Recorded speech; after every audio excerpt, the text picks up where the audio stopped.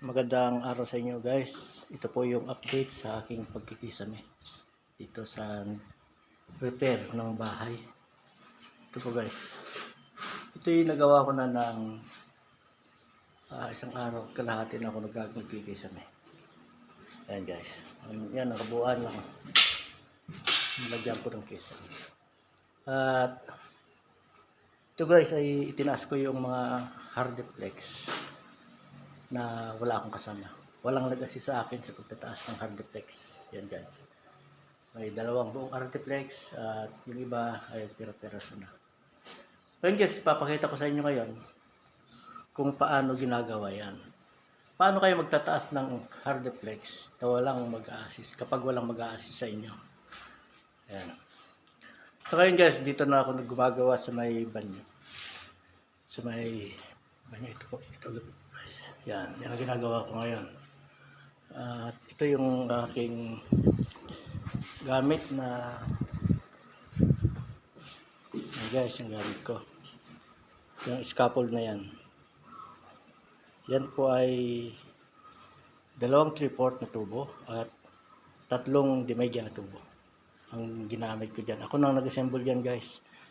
Meron siyang mga steps dyan guys kasi diretso na yung steps niya. Hindi katulad ng iba scaffold na may kilang steps hanggang dito lang. Magkabilang kilid lang. Pero ito, ang purpose ito ay may adjust. Itong platform na tinutuntungan ng guys. Pwedeng sa bandang itaas o bandang ibaba. Yan ang purpose niyan. Ngayon, pwede rin siyang isang brace lang guys ang gagamitin. At safe naman kasi itong nilagay kong platform may stopper dito magkabila. Hindi siya bubukas para magbubukas yan guys. Okay.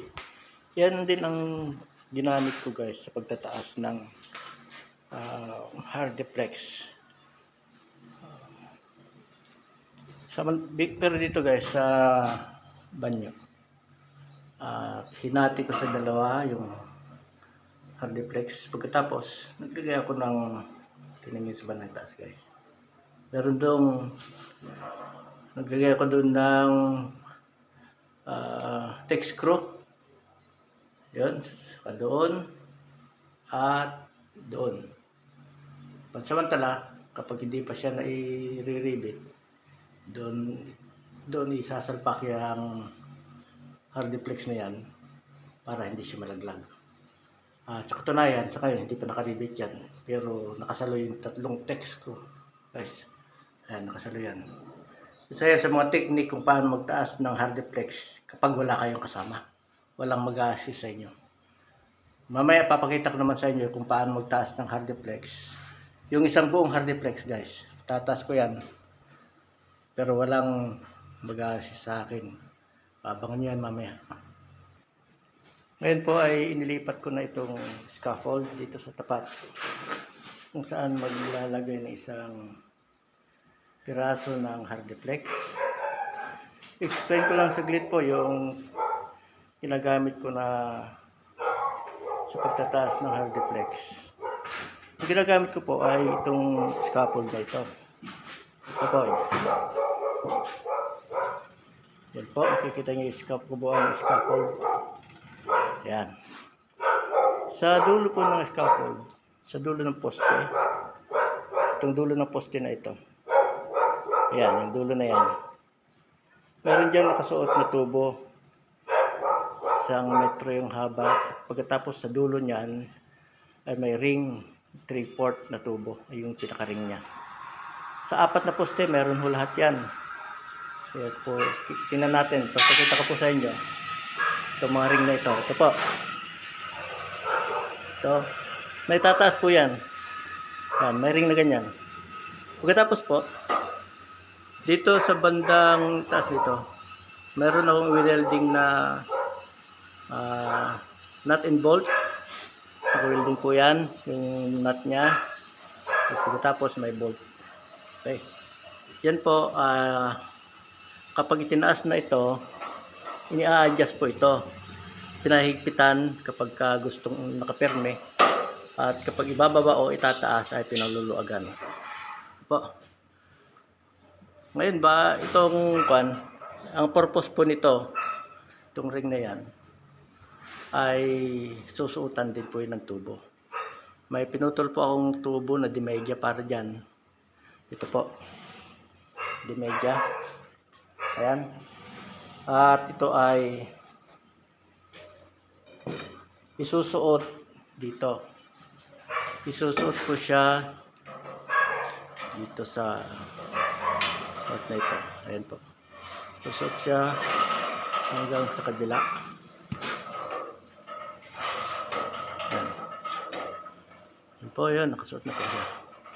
Okay. Magkabila po yan. Ayan po, makita nyo magkabila, nakasuot na yung tubo na pinutol ko. Ang haba po ng tubo ay 110 cm. Pero pagkatapos na maisuot yan, meron pa akong ilalagay. Ito po. Itong angle bar, sa dulo ay meron ding ring na tubo. Ayan. Ito siya. Tubo na 3/4. Yan po ay isusot din dito po, susuot po dito sa part na ito. Okay po, tingnan natin, susuot ko po. Ayan po, na-assemble na po yung mga bakal. Yan po ay magsisilbing patungan ng hardiplex na itataas. Okay po. Ngayon, subukan natin na papatong lang po sa bandang taas niyan. Papatong lang po dyan yung hardiplex. Ayan po. Ngayon, subukan natin yung actual na paggagawa nito, kung paano gagawin. Hinila ko lang guys yung scaffold sa banda rito para maisalya yung hardiplex na itataas. Ito po, tingnan niyo kung paano itataas yung hardiplex.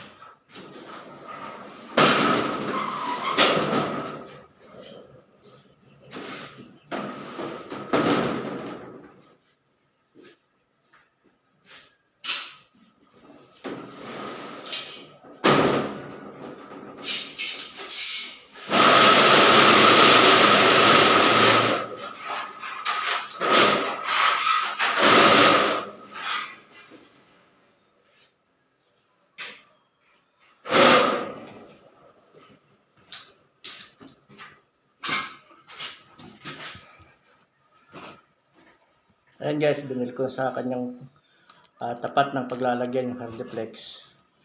At ngayon naman ay itataas na yung hardiplex guys. Ayan po, tututukan ko po yung lugar ng magtataas ng hardiplex. Panoorin nyo guys kung paano yung itataas ito nang walang kasama. Magagawa din nyo po ito kahit walang mag-a-assist sa inyo.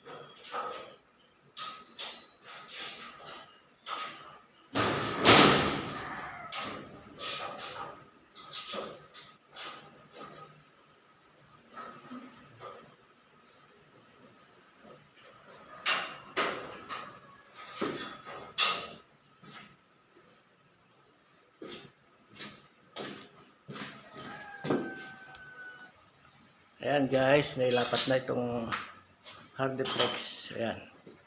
Dapat nalapat yan guys. Ayan. Talagay na.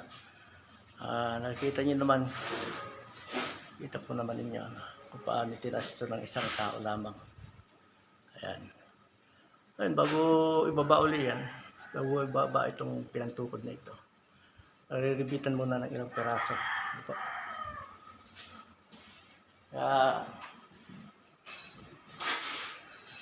Pwede rin kayong magtaas ng Hardiplex na walang mag-a-assist sa inyo. Kung meron kayong gamit katulad itong scaffold na ito, no? Yung pagkaka-assemble nito, dapat nakita nyo kanina sa paraan ng pag-a-assemble.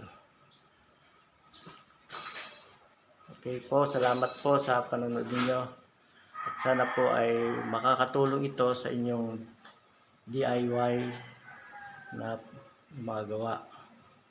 Ito yung paraan kung paano magtaas ng Hardiplex na walang mag-a-assist sa inyo.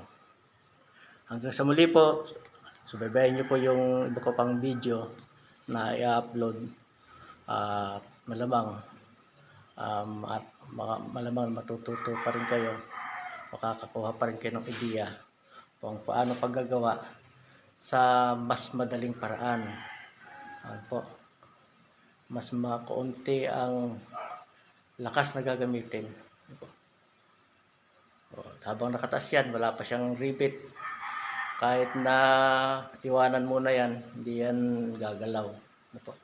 Hindi yan madidisforma at hindi rin yan babagsak. Hanggang sa muli, maraming salamat po sa inyong panonood ng video na ito.